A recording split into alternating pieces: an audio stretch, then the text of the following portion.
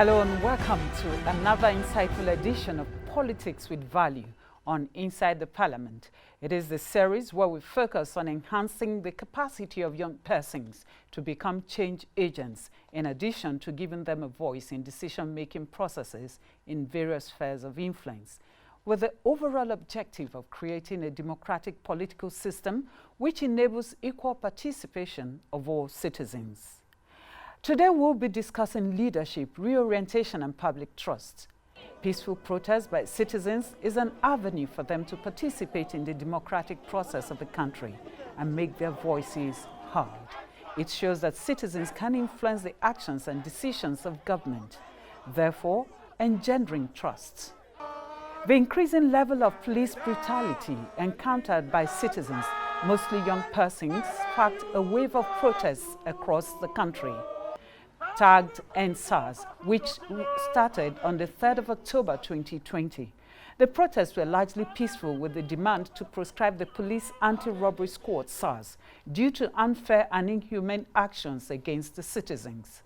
From social media to street protests, a large number of youths across the country demonstrated and raised their voices against the operations of SARS.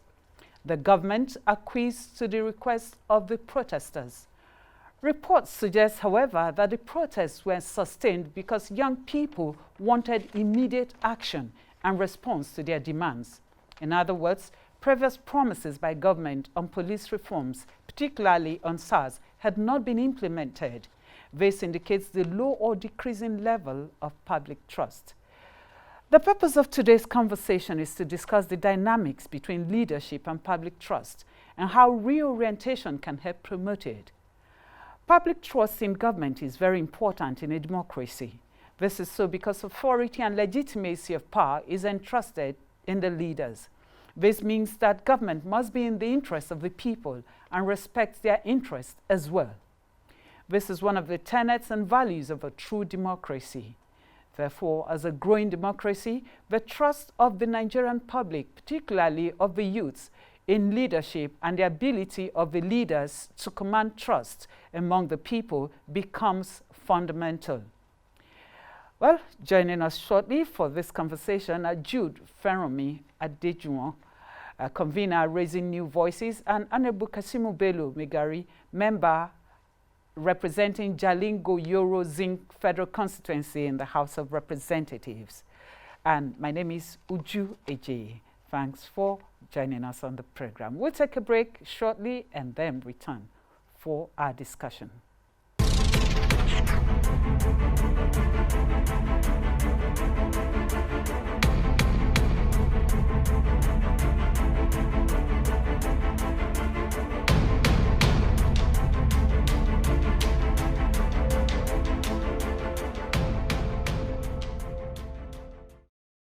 The program is Inside the Parliament, a special Politics with Value edition. You recall that we've been having a series of these in the last 2 months to draw attention to youths and their needs to be included in the political processes of this country. Like we said, joining us today is Jude Feranmi. You recall he was with us in the last edition. Jude Feranmi Adejuwon is the convener Raising New Voices, and of course, Honorable Kasimu Bello Megari, member representing Jalingo Yoro Zing Federal Constituency in Nigeria's House of Representatives. Welcome to Inside the Parliament. And of course, we have lots of young people here. I'm sure they're itching to ask a lot of questions, but you just have to hold it until after they have talked. And we're looking at leadership and public trust. That's what we're looking at today. Let me start with you, Jude Feranmi Adejuwon. Leadership and the public trust. How have we fared in Nigeria? Thank you very much. Starting with that question about how we've fared, we'll be starting on a critical note. When I was preparing for this conversation, I observed that there is a ranking that the World Bank and the World Economic Forum usually does for countries across the world, measuring how much trust the citizens have in their government. Nigeria ranked 130 out of 137 countries. That's not good at all. In the world. The other countries that ranked below us were countries like Venezuela, Brazil, and you see that this is in contrast with the other countries that were on top of the ranking. You have countries like Singapore, Finland, Sweden, Norway, mostly European countries, and the developed countries. And the relationship is not far-fetched, because public trust is like a fundamental ingredient of any society. Even in communist societies, in autocratic societies, you need the citizens to be able to a reasonable extent, trust that their government is going to act in their own interest. And that's why you find out that taxes, for example, is a serious issue in Nigeria. You ask the average young Nigerian, or the average Nigerian, whether young or old or middle-aged, do you pay your taxes? And the response you get back is a response that is based on mistrust for the government. And without this public trust in any society, it is very, very difficult for you to move towards progress in that society. So I would say Nigeria has not fared well. A couple of years ago, before these latest rankings, right, there was another index, the Spectator Index, that ranked Nigeria as one of the top 10 countries in the world where their citizens trust their government less in the world. This is the situation where we have, and you can see evidence of this all around you. I've mentioned the example of taxes. Go to the judicial system. You see that people do not trust that if you're an average man, don't have money, you don't have access to people in power, if somebody offends you, the average Nigerian would say, God will judge.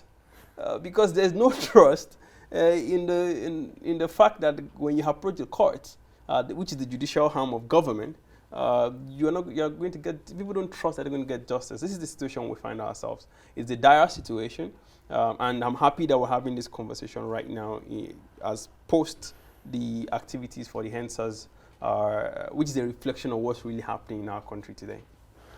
And of course, our Honorable Member Kasimu Bello Megari, you're one of the leaders that we are talking about today, public trust and leadership. Now, in your dealings with the people, even before you came to the House of Representatives, would you say that they actually trusted you, or trusted that the leadership of this country would deliver on their interests? Thank you for giving me opportunity to talk to young Nigerians. I'm very interested in this topic. Why? Because as he mentions, or you mentioned, there's no trust. What is the essence? What is the genesis? Why there's no trust? Since we understand the problem, what is the genesis of the problem? You know, there will be no trust if there's communication gap.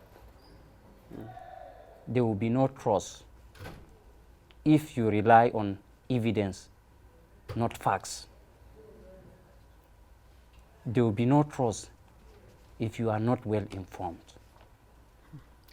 And all these things will be made available to citizens through the media. Our Nigerian media, they are always rushing to be giving a breaking news without having facts. And it makes Nigerians to look, or you have killed our thinking. I won't agree with you there, I'll anyway, express myself. It's your say. Because what I'm saying, it will make breaking news, another breaking news. That's what kills Nigerians. But if you want to say the truth, but you agree with me that you actually said it. I'm coming. Because if you say it and it makes breaking news, that means you actually said it. It depends on how you want to make it breaking news. Eh? I can say something now, you can give it different 4 or 5 headlines or headings. Depends on how you want to arrange your news.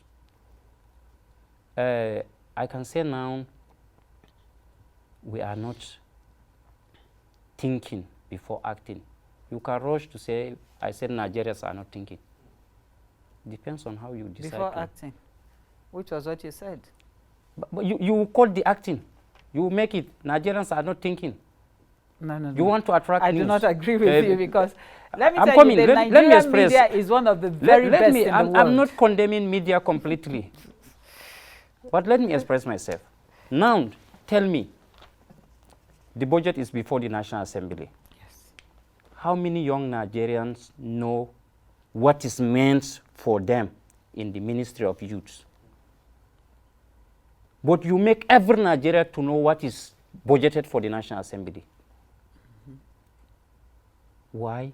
Because you want them to know what is in the National Assembly, and people want to incite public against the National Assembly. You rush and go to media and said, so billions allocated to Ministry of Education. You give it impression that that's everything that's allocated to education. You have forgotten to mention there's education under agric, because there's polytechnics, universities under agriculture, and it's also agric. Also education.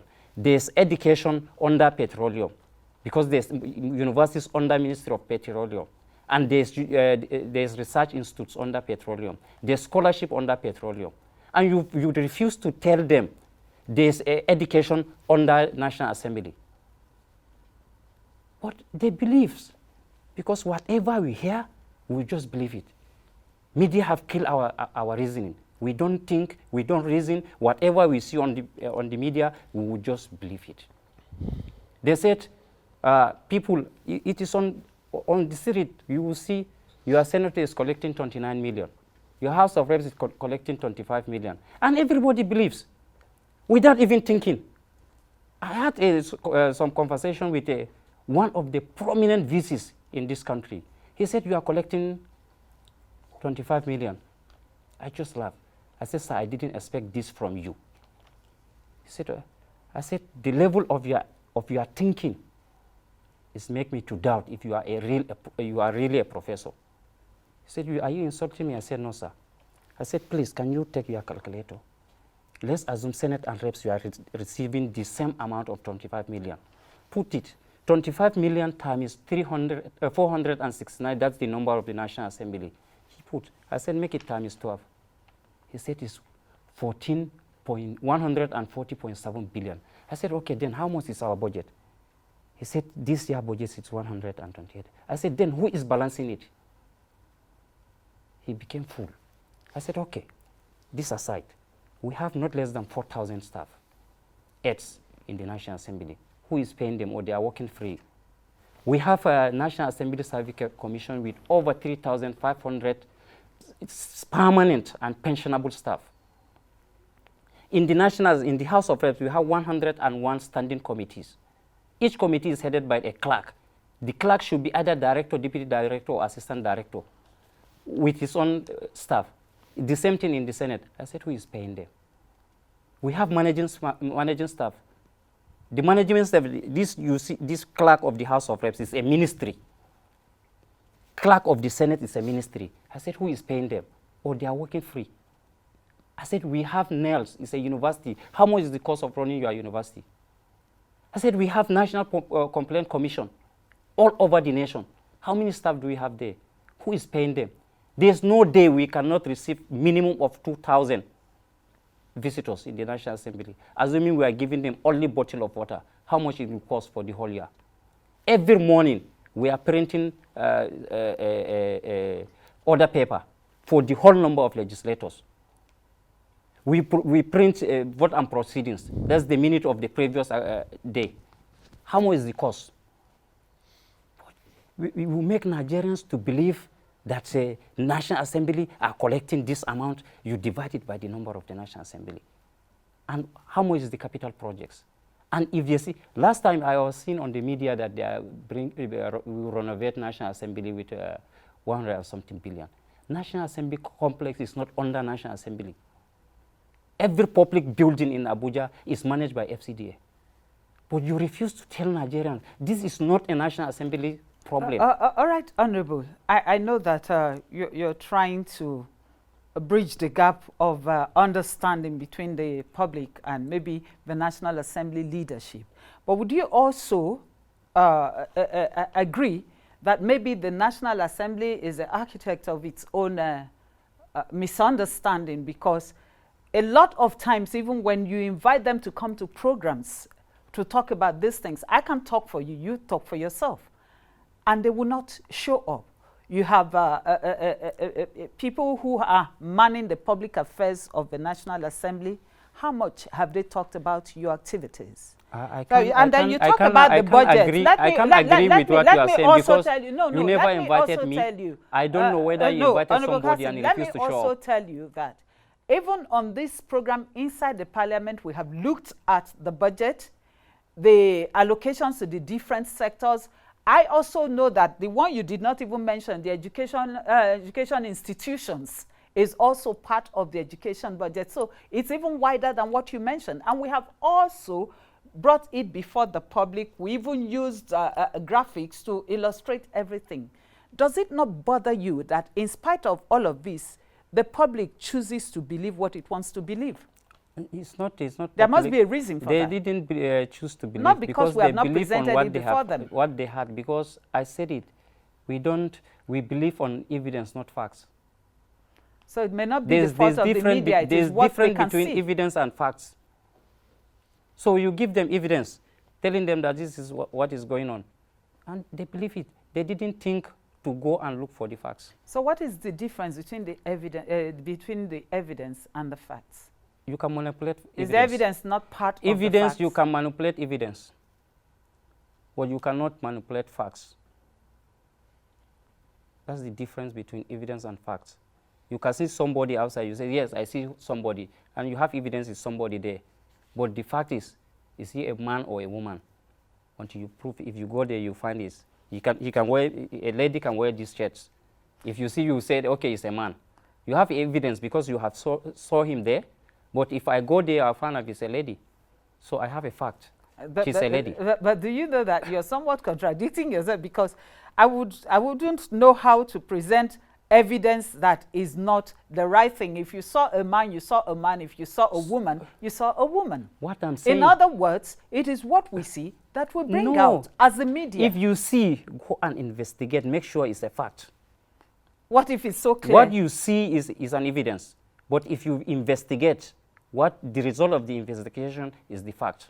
Honorable Kasim, to a very, very reasonable extent, is right about the perception of the people with the National Assembly. And I, for one, I've always tried as much as possible to get young Nigerians away from that perception of cynicism. You know, cynicism doesn't help us as a country. Right? Whether it is the government, or it is the people, or it is young people who are trying to get into power to change the country, right? Because it is more of an habit, right? I hear something, and I go ahead and say, the government is not working in the interest of the people, right? Let's assume that in actual fact, the government is not working in the interest of the people, right? The people then go ahead over and over the years to cultivate this habit of when they hear anything about politicians or about government, they switch off, right? And this perception is rife in Nigeria. That's why you see the rankings that I mentioned earlier, that Nigeria continues to have this, because it's a perception, that's what they measure, right? What is the perception of the people towards the government? Having said that, right, I think also that the responsibility of, getting the people to a point where they trust their government, right, that responsibility is solely on the table of the leaders, right? The National Assembly for one, the executive and the judiciary. And I'll make a very simple example. Since we're in 2020 right now, right? Since 2016, Enough is Enough Nigeria, Budget and one other organization has been sponsoring this campaign called Open NAS. I, for one, I assume that to a reasonable extent, I'm a conscious Nigerian citizen. I do not know how much a member of the House of Representatives takes home at the end of the month. And Honorable Kasim mentioned this communication gap in the beginning when he started, right? And, you know, there's nothing in any society that ensures mistrust, that deepens mistrust, than information asymmetry. I would explain that. Information asymmetry means that, let's imagine we are on two different halves of this hall, right? On this part of the hall, we have access to some information. On the other side of the hall, you don't have access to that information, right? Unless we get into a point where what we know here is what you also know, then it becomes very, very difficult for us to trust ourselves. And that's why the National Assembly, for example, is one of the, I use this word loosely, is one of the victims of public mistrust in Nigeria. Because we don't know. Let me just make this another example, real life example. A few months ago, I was moderating a panel that Honorable Hobani Koro was on that panel. And funny enough, Bankole Wellington was on that same panel. They had contested against each other. I mean, Bankole Wellington got some reasonable number of votes, I think to place third or second. I think second, and Honorable Hobani Koro won. They were on the same panel. So, I mean, it's their constituency, they start talking, and I'm like, Honorable, can you tell us, right? Because he was mentioning the kind of pressure that he felt from the people because they thought that honorable members of the House were collecting, just basically like Honorable Kasima said, we're collecting millions of naira on a monthly basis. So everybody dumps their problems on the honorable. And I'm sure Honorable Kasim also has this kind of problem. Oh, all of right? them. Now, senators. and I'm like, the people dump their problems on you because they don't know how much you earn. I think that our honorable members in the House of Representatives and the Senate earn millions of naira. So if I have a problem, there's a possibility that I would tend towards my honorable who I think has these millions of naira. And, you know, Honorable Banekoro went on complaining, but refused to disclose and say, I will do that. Exactly how much we earn. And I look forward to the Honorable Kasim. I can even bring my phone and show you the alert. Honestly, I would really my appreciate first year, that. I was receiving 417,000. After they have removed the first takeoff they gave to us, now I'm receiving 660. Does this include your constituency allowance for running your operations? Thank you very much. Yeah. Because this constituency allowance, let me tell Nigerians what constituency allowance is all about. We have two roles to play in constituency because there's nothing like constituency allowance monthly or quarterly. We put it in the budget. Every state is entitled of 1 billion. You divide it among the number of the legislators in the state. Happens to be one that is collecting very good amounts. That's 165 million because we are 6 in our state. But my duty is 2. Number 1 is to decide where to put this money. I can decide to say now I'll put 50 million in education, 50 million in roads, 50 million or 65 million in agriculture. That's my first duty. The number 2 duty is I put it on the agency or ministry that's responsible for these activities. Like education, I can decide to say, okay, 50 million should go to UBEC. And government would decide to release maybe 30% or 50% of that amount. For instance, I put 50 million in UBEC and they release 50%. That's 25 million. And this 25 million is the responsibility of Director of Procurement to process and get a competent company that bidded for that lot. But sometimes our constituents would come to us, please help us with this. We'll give them an introduction letter. Sometimes the procurements decide to give them. Sometimes they refuse, they don't give them. And if they award the contract of 25 million in education now, I'm representing 3 local governments, and I will do projects of 25 million. And this 25 million, they are giving it to the contractor. If there's no compromise between the contractor and the procurement, the profit margin is 35%. They will remove 12% tax and VAT. How much left? That's the project I would do for my 3 local governments. The same thing to the other agencies that I put. That's what his constituency project is. But somebody from Kano or Lagos, a member from Kano, his allocation of constituency projects is 45 million or 46 million because they are 22. What can he do with 42? Assuming even if this money they will remove it and give it to him, it's not money that can sustain him for 1 month because of the nature of the pressure he's getting from his constituents. This is what constituency project is all about. I hope Nigerians will understand what constituency is all about. It is not that they are giving us this money to our pockets. No. It's projects, we put the project, and it's the executive that have the duty to release the money or not to release, and to do the project or not to do the projects. All right, sir. I hope today you are convinced. Yes. First of all, I want to say that I admire, because this is relatively different from every other thing that you would have any honorable say. So I admire your transparency. And this conversation that we're talking about, public trust, is based on, like I said, transparency that removes that information asymmetry. You know, earlier I said, why is it that Nigerians choose to believe what they want to believe now? You know that is as a result of lack of trust in the leadership. Now, would you not also say that perhaps some of the indices that foster public trust in leadership are lacking in Nigeria? Now, we've been having budgets for several years now. If you talk about roads, almost all the roads in every part of the country is in bad shape. Yeah. I thought it was only in the southwest and maybe southeast, south, until I traveled to Kaduna about 2 weeks ago, and the roads are also very bad. Now, you have billions, being budgeted for works, for roads.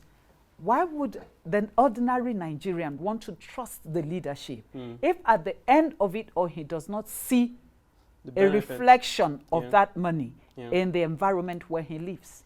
Let me or speak. passes through. Thank you very much. And I'm very glad Honorable Kasim is on the panel as well. So whatever I say from my perspective as an actor. Oh, he would also have to answer that question because he's part of the process. His perspective, yeah. One of the you mentioned indices, for example, and I assume you're talking about human development indices, standard of living, health care, the thing for that example, impacts directly on the life of the everyday Nigerian. Yes. Yeah. Good. One of the core, the word that's coming to my mind now is subtractors. Something that takes away public trust from the people and replaces it with mistrust. One of the fundamental factors is corruption, right? And the level at which we have a corrupt system, not just in the north or in the south, every square inch of this country, right, especially with regards to public procurement, right, is a driver of mistrust for the people. You have a situation where citizens no longer have, for example, look at the tax situation. You ask the average Nigerian and they say, why are you not paying taxes? And he tells you, well, the taxes I've been paying, what does it fetch for me as a citizen? I pay for security in my estate if I'm fortunate enough to live in an estate, right? I provide my own electricity, I provide my own water, I send my own children to private schools, I can't take them to public schools. Like every level of public service that we're looking at is provided by myself.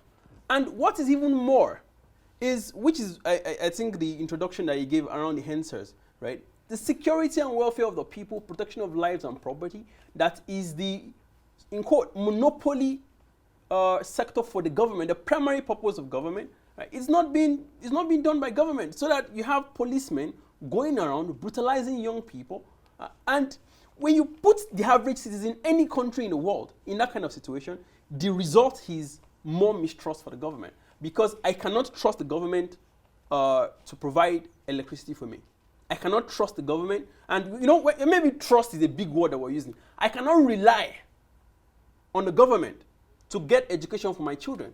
quality education for my children. I cannot rely on the government to provide roads that would take, maybe I'm a farmer, for me to carry my goods from the farm to the market so that they don't rot there. 60% of, and this is fact, right? 60% of the produce that farmers make in this country go to waste because farmers can't simply get those produce from the road because of the roads. So if I cannot rely, let's put trust as a word as a side, for example. If I cannot rely on the government to do those things, right, then the public mistrust for the leaders and the people who represent the government it's basically just natural. All right. So, Honorable Kasim, what would you say to that question? Because it's the same question I'm going to ask you. If the people cannot see tangible evidence of the promises of government, of the budgetary allocations, things that can impact on their everyday lives, why would they trust the leadership? You are very right. And the problem lies on the executives. As long as the method of our budgeting system is not changed, it's not reviewed, nothing will work in this country. As long as they allow civil servants to initiate budget themselves, nothing will change in this country. Let me give you an example. When they brought this budget, I have found time to go through it and check. But I know what it cost me, and I know the insult I received from my constituents because they will call, they will not reach me. If I said I will answer their calls, I will not do the right things. One project, they will give it 4 or 5 different names. Titles. Different titles. I will give an example. They said special repairs of Gurore Mayo Balwa Jeren. The next page is special repairs of Mayo Balwa Jeren Zin. Why does Jeren Mayo Balwa fall twice? But because there's no National Assembly, the pressure is too much on us, we don't have time to go through it. They will write whatever they want to write. And for instance, I'm not in the Committee of Works. So somebody's from Lagos. It's not just works. I'm coming. Yes, I'm giving you an example. All of them. I'm giving you an example. Somebody, a member from Lagos, is a member House Committee on Lagos. He never been to Taraba or Adamawa. He wouldn't know the names of that places. And if you see it's Taraba and Adamawa, he will feel, well, Taraba, they deserve to have road maintenance. So he will allow it go. And the fundamental problem is this. The cost of a project, for instance, to tie a road from here to Kefi is 7 billion, for instance. And they will make allocation, budgetary proposal of 300 million for that project. Even if the government releases 100%, 300 million cannot even mobilize a contractor from his office to the site. And yes, a project of 5 or 3 billion, you are giving 300 million, what can you do? And for the whole year?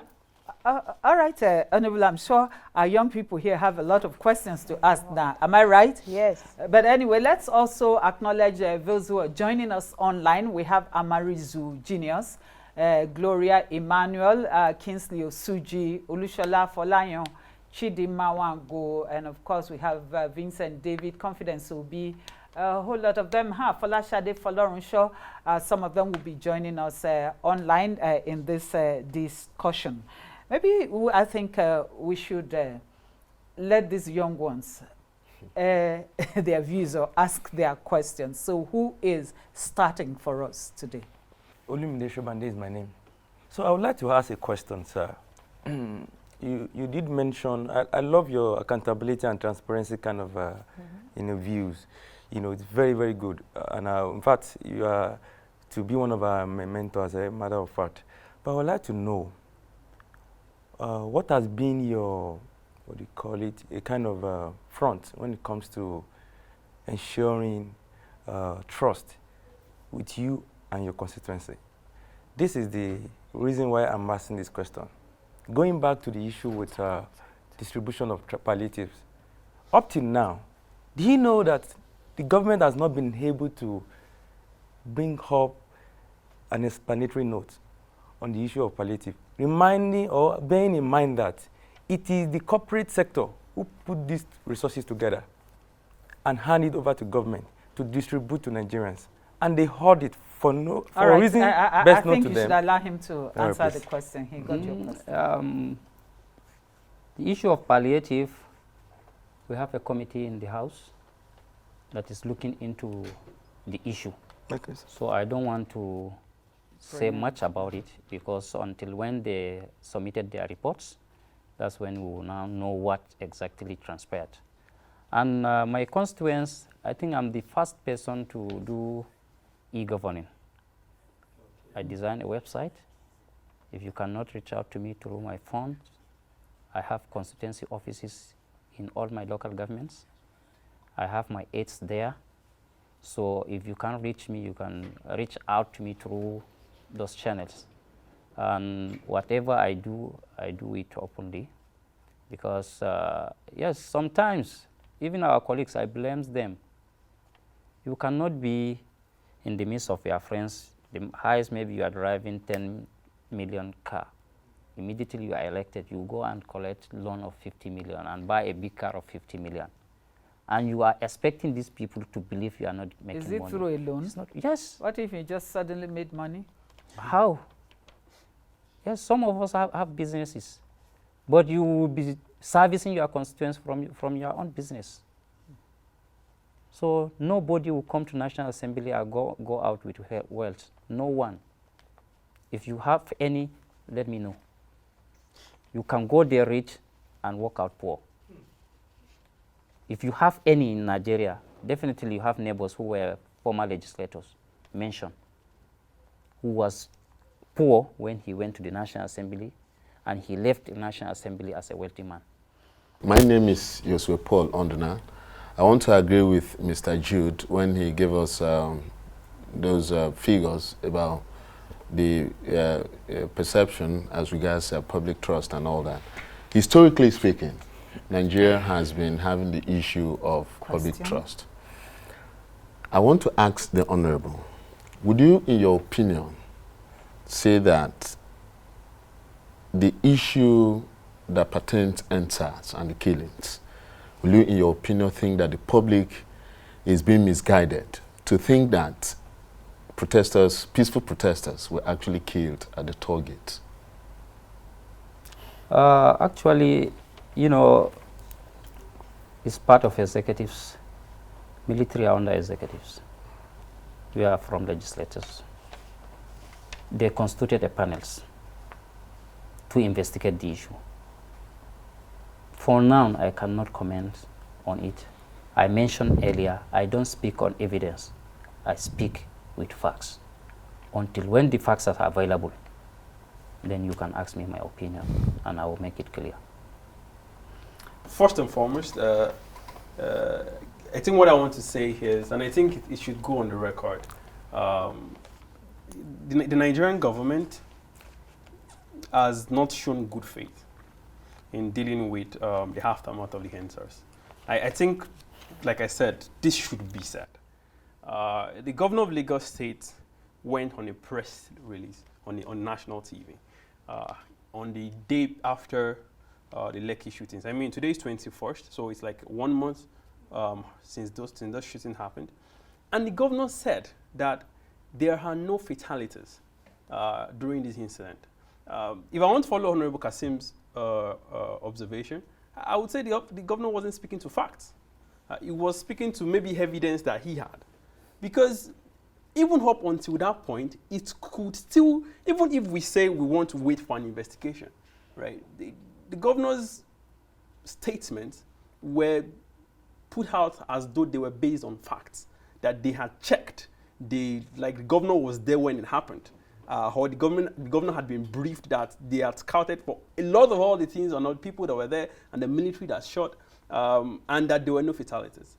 And this approach is also the approach that I personally have observed in the way that the Nigerian governments, either at the Lagos State level or at the federal government level, has been, taken to the approach for the EndSARS aftermath, and even the panels that they have set up. The Minister of Information, for example, Mr. Lai Mohammed, in responding to the CNN documentary, went all out denying flat out that this is what happened. Even when the panels were going on, even when the investigations were going on. So the government put out a posture that says, we disagree on anything that you say, whether people were killed, whether the military were there, and we have set up a panel to investigate. When you already have a posture that says you have already concluded. Okay, in other words, government should wait for the panel to come out with its findings. That's the least that they can do. All right, so who is asking the next question? Your name and the question, good evening. My name is Dofan Sende. My question goes to you, Honorable. Thank you for coming. I really admire your transparency because it's rare to see somebody be that open. And for you being a young person in the parliament, I'm really like, there's hope. Now, my question is this. Public trust, like they said with the discussion, is very important in a democracy. But right now, when you look at the country, it's like, I don't know, the country has two sections, the people, the government, and then the people. The people don't seem to, which the government is supposed to be working for, everything that they are doing supposed to be in their interest. It seems like they are off on their own, and the people are on their own. So people are just left to assume and believe whatever they want to believe. Now, you went ahead to blame the media for the misinformation people are getting or whatever the public or the people are believing. But you see, not everybody comes to, like the moderator rightly said, it is not everybody you invite here that comes. And then you are here today, you were like open, but not everybody comes and is open like this. So in your own opinion, do you think the government is doing enough to communicate to people? Because you see, that where we consume this news, most time is social media. Lately people hardly watch TV. And if you know that majority of the people consuming this news or getting this misguided information is here, what are you people on your part, as in the people in the government, doing to bridge this communication gap? Because obviously from every discussion here, there's a communication gap. Thank you. If you say government, all the three arms are in the government. But I cannot speak for the executive or judiciary. I speak for the National Assembly. The moderator said they are inviting some, they refuse, they are not showing up. I cannot say completely I disagree, but I can partially disagree, because when I'm invited, I'm here. So if she says she's inviting people, I don't know who and who she invited, and I don't know the reason why several of your colleagues, I said I have covered the National Assembly for over 20 years. What I'm saying, I said I'm speaking for what I know. Yes. To my own knowledge, I was not invited, and when I'm invited, I'm here. And the issue is this: media is a very expensive venture. We legislators, we don't have that kind of money to go and buy space to talk to Nigerians. And if you don't talk, people will talk for you. We have agreed, we know that. And the executive, I don't know why they are not talking, or they are talking. Or people, I know, what I know is there's communication gap, there's mistrust in the government. And we have the right or duty to oversight executives. But our budget is less than 1% of the Nigerian budget. I don't think you can engage any consultants to have a very good result of less than 2% of the total cost of the project. So there's things that we cannot do within our reach. All right, Honorable, this program now is free. I'm sure nobody's charging you for it. That's why I'm here. Inside the Parliament is free. We have Focus Nigeria, we have Kakaki. Several times, all of these programs deal with current affairs. Whatever is arising, whatever is the current situation in the country, are discussed on these programs. So maybe when you go back, you tell your colleagues to always honor our cause. And moreover, you have the Committee on Public Affairs, or Media and Public Affairs. I know that the chairman is up and about, he honors our cause, but the other members of the committee do not. So help us tell them to honor our cause. Benjamin Kalu cannot be everywhere at the same time, but there are other members of the committee. Anyway, we have this one from one of our online participants, and it is a question she's directing to the honorable member. And she says, Honorable Hasimu Bello Megari, what is done to fix the Jalingo Ring Road? And even in Zinc Town, the road is terrible. Now, is that not supposed to be part of the constituency projects? Gloria Emmanuel. I mentioned, that's why I said people have different thinking about constituency projects. What I explained here, I doesn't expect another question of this type, because assuming I carried the whole 165 million to put it in the construction of road from Jalingo to Zin, more than 50 kilometers, I don't think it can, 100 million can construct a kilometer. So the only thing is this, I wrote to the Ministry of Works, I wrote to the FEMA, asking them to go and fix this road because they have emergency procurements. I have the evidence to show that I have submitted those letters, and I went there physically to talk to them. And in the budget, this budget, I mentioned it, I said, my Balwa Jeren Jalingo, it's there, but I don't have a right to compel federal government to release those monies. But you're lobbying to get it done. I will just lobby. And that's the things I can do, and I'm doing it. All right, we have two more questions for you. In fact, the one says, seeing that Taraba is a civil service state with no industrial activities, how are you working to empower the youths? That's one. And then the second one directed to you again is, what are you doing in your capacity to address the root cause of the EndSARS protests, bearing in mind that youths are the most discriminated against in Nigeria's political space? People up till now even the elites among us, doesn't know the function of legislators. Our own is to make laws, to appropriate and oversight. Building schools or building roads and whatever, it's a duty of executive. People should know that. But notwithstanding, we can lobby. When I came on board, there's a mini farm dairy built in Jalingo some few years ago, but it's not put to use.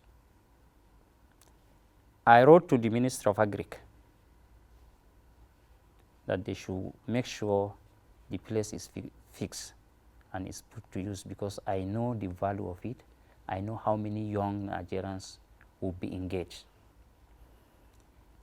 The day that they invited my SA to come and meet them to go and inspect the place, the very day this aftermath EndSARS protest started, they went and vandalized everything there. We have biotech in Jalingo. I invited the leadership to my office. They are training in a year, they are training no less than 5 to 1,500 youths in different skills acquisitions. It's the same youths that went and vandalized everything there, not even a share that is left there. Up till now? Up till now. This protest. All right. So she asked another question of, yes, what can we do to... What are you doing in your capacity as a lawmaker to address the root cause of the EndSARS protest?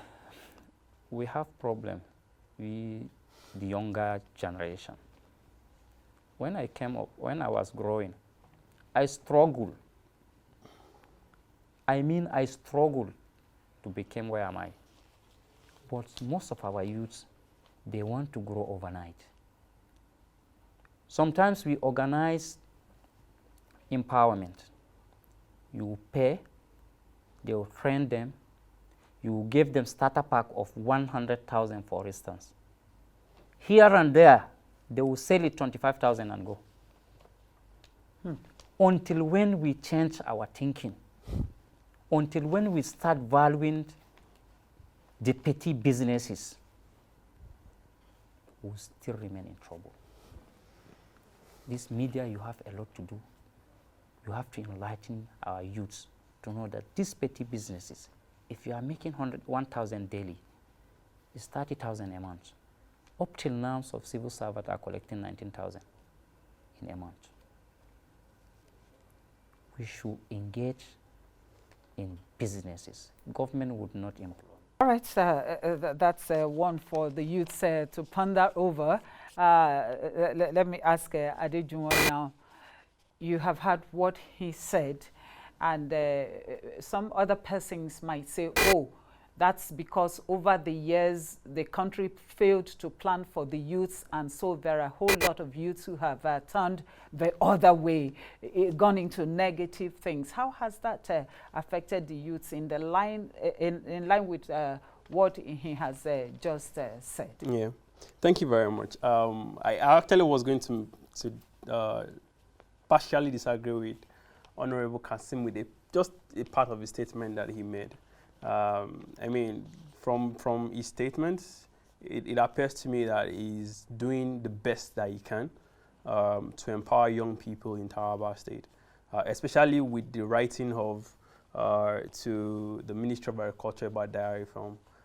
But Honorable Sir, you mentioned one thing, and that was that even though they were getting ready to train and open the dairy farm, that the same youths then went to loot and destroy the place.